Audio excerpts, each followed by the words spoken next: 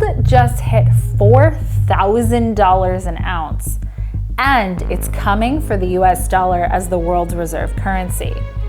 And out of this, the price of gold hit a record high of more than $4,000 an ounce for the first time ever. The US dollar has been the world's reserve currency for 80 years. But in 2024, something broke. Central banks around the world bought 1,045 tons of gold. That's 2.3 million pounds.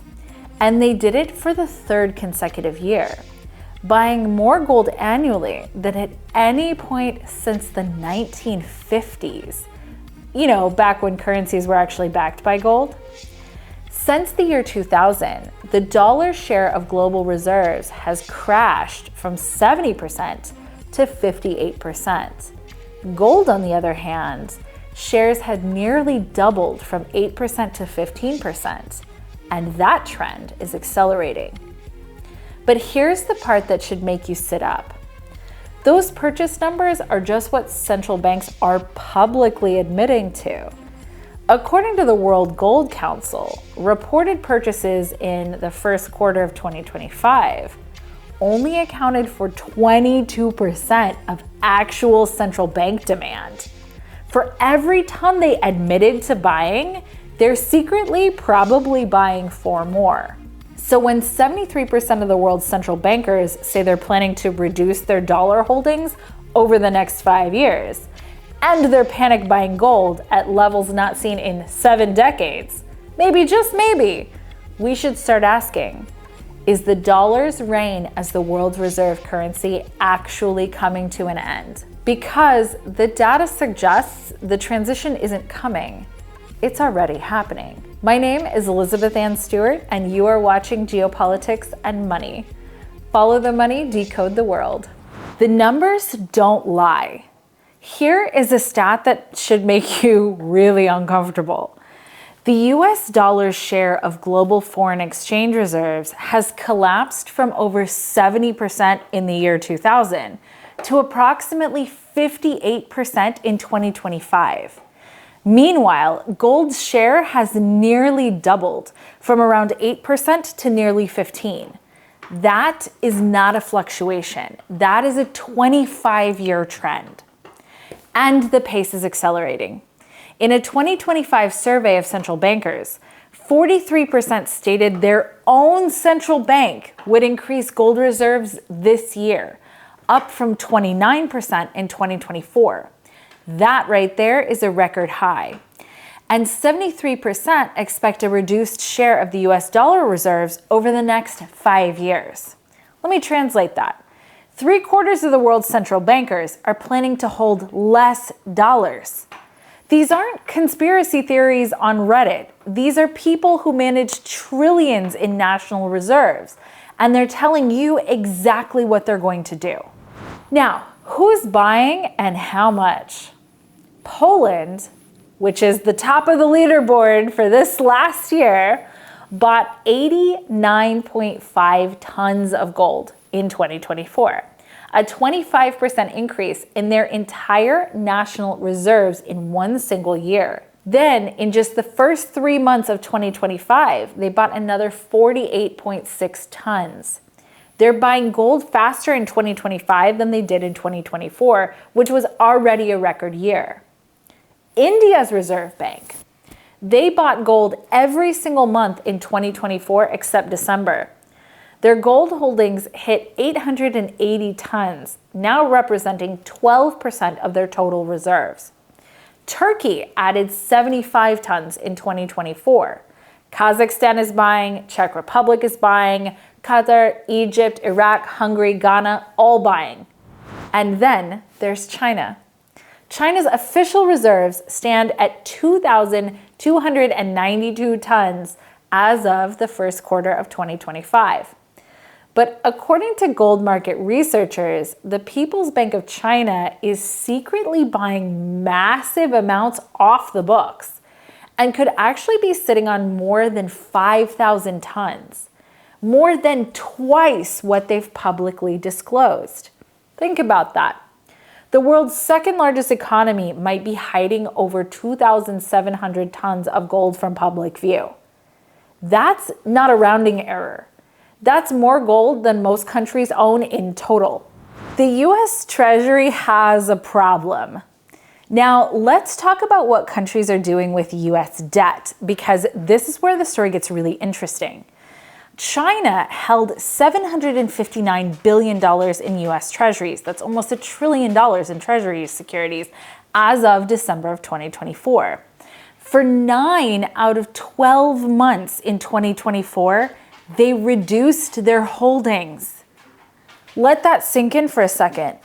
Japan, the largest foreign holder at 1.06 trillion, cut 25.6 billion in December alone. The UK dumped $44.1 billion worth. But here's where it gets wild. When Trump announced his reciprocal tariffs, that's a whole other thing, in April of 2025, the 10-year Treasury yield spiked by 0.5 percentage points in a single week, jumping to 4.592%, the highest since February. For context, that kind of move usually takes months, not days. Bond traders were so spooked that even the safe haven US Treasury bond couldn't hold its value during a market panic. Treasury bonds are supposed to be the safest asset on earth. They're what investors flee to during a crisis, not what they flee from. But in April 2025, everyone was selling. Fiscal dominance. It's when the math stops working. So here's a number that should terrify you. In fiscal year 2024, the US government spent, oh my gosh, this is ridiculous, $882 billion on interest payments alone. That's billion with a B. To put that in perspective, that's more than the entire defense budget. It's more than Medicare. The US is now spending more money on interest than it is on its military, the most expensive military in human history. And it's getting faster. Interest costs jumped from 34% from $658 billion in 2023 to $882 billion just a year later in 2024. The Congressional Budget Office projects that the debt held by the public will hit 116% of GDP by 2034, the highest level ever recorded in American history, surpassing even World War II levels. The deficit is running at 6.1% of GDP in 2025, compared to the 3.7% average over the last 50 years. And here's the problem. As debt grows, interest payments grow, which in turn require more borrowing, which increase debt further, which increases, you got it, interest payments. It's a doom loop. This is what economists call fiscal dominance. When government debt gets so large that the central bank loses the ability to control inflation because it has to keep interest rates low just to keep the government solvent. The Federal Reserve can't really fight inflation anymore without bankrupting the Treasury Department. As macro analysts put it, the US is in fiscal dominance, and the US fiscal deficits will remain structurally large for any investment time horizon of relevance. Okay, translation. As Lynn Alden says, this train isn't stopping. On to the Fort Knox elephant in the room. So here's an uncomfortable question. Does the US actually have the gold it claims to have? According to the US Mint, Fort Knox holds 147.3 million ounces of gold, about 59% of America's total reserves, valued at approximately $426 billion. That's a staggering amount of wealth sitting in Kentucky. But here's the thing. The last comprehensive audit of Fort Knox happened in 1974. The one before that, 1953.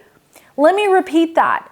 America hasn't had a proper independent audit of its gold reserves in over 70 years for an asset worth nearly $500 billion. In June of 2025, Congressman Thomas Massey introduced the Gold Reserve Transparency Act, which would require the Government Accountability Office to conduct the first physical inventory of America's gold holdings since the 1950s. Treasury Secretary Scott Bessent pushed back, saying, "We do an audit every year. I can tell the American people all the gold is there." But critics point out these aren't independent audits. They're internal Treasury reviews. No outside auditors, no comprehensive physical verification, and most of all, no public access. The CEO of Money Metal Depositories stated, "It's been literally decades since actual inventories and assays have been conducted with respect to U.S. gold reserves. And the Department of Treasury has lost records, as well as failed to account for many occasions when vault compartments were inexplicably opened and resealed without new audits." Okay. Lost records, vault compartments opened without documentation, no independent verification for 7 decades, for $500 billion in gold. Whether the conspiracy theories are true or not, the lack of transparency is doing real damage to the confidence in U.S. gold reserves, both domestically and in other countries. Now, who is bringing their own gold home? And here's where countries are voting with their actions. They're not just buying gold, they're physically moving it out of the United States. Between 2013 and 2017, Germany repatriated 674 tons from the US and French vaults back to Frankfurt. The Netherlands brought back 122.5 tons from New York, and they did it secretly. Austria announced plans to repatriate 140 tons from London. Hungary brought everything home to Budapest. And Poland repatriated gold in 2019. Turkey even took it further. In 2016, Turkey had 28.7 tons stored at the US Federal Reserve. By 2017, they had 0. They brought back around 350 tons of gold from the US, Switzerland, and the UK. In 2024, India moved 100 tons that had been sitting in the Bank of England since 1991. Back to the Reserve Bank of India. Nigeria repatriated gold from the US. Multiple Middle Eastern and African countries brought their gold back from New York. According to the World Gold Council's 2025 survey, 59% of central banks now store their gold domestically, up dramatically from 41% just a year earlier, last year in 2024. Meanwhile, only 7% indicated that they plan to store gold abroad. German politician Peter Boehringer, who led the repatriation campaign, explained the logic. Gold is the ultimate asset for central banks, and as such should be held in a way that eliminates third-party risks. Cough, cough. In a stress situation, it's not just legal rights that matter. It's who physically holds the gold that matters. Countries want their gold where they can see it, touch it, and control it, not sitting in a vault 5,000 miles away that they're not allowed to audit. What this actually means. So here's the bottom line. The dollar isn't going to collapse tomorrow, although it is weakening, and probably on purpose, which is another video I did. But gold is not going to become the sole global reserve currency in the next month. That's not how these transitions work. But make no mistake, a transition is happening. When you see, number one, central banks buying gold at rates not seen since the 1950s.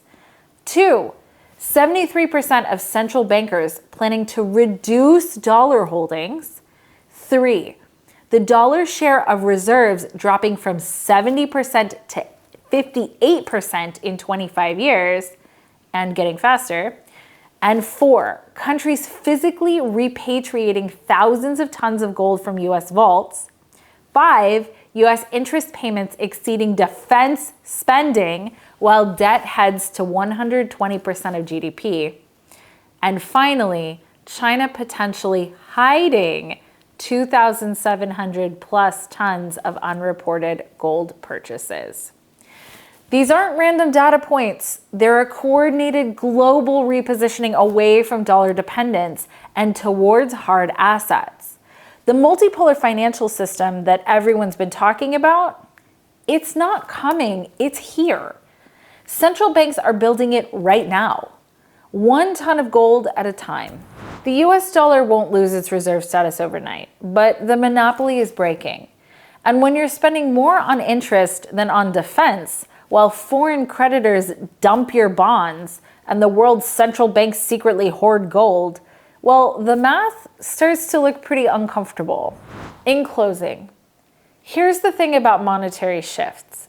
They're obvious in hindsight, but they happen slowly enough that most people miss them in real time. Right now, in 2025, we're watching central banks take actions that historians will point to decades from now as the beginning of the end of the dollar hegemony. The data is screaming it. The only question is whether anyone is listening. So yeah, could gold dethrone the dollar as the world's reserve? Based on what central banks are actually doing with their money, they seem to think the answer is yes, and they're positioning accordingly. Maybe we should pay attention. A big thank you to our Patreon members. If you want to support the channel and get extras and behind the scenes content, check out our Patreon at patreon.com/GPIC. Bye for now.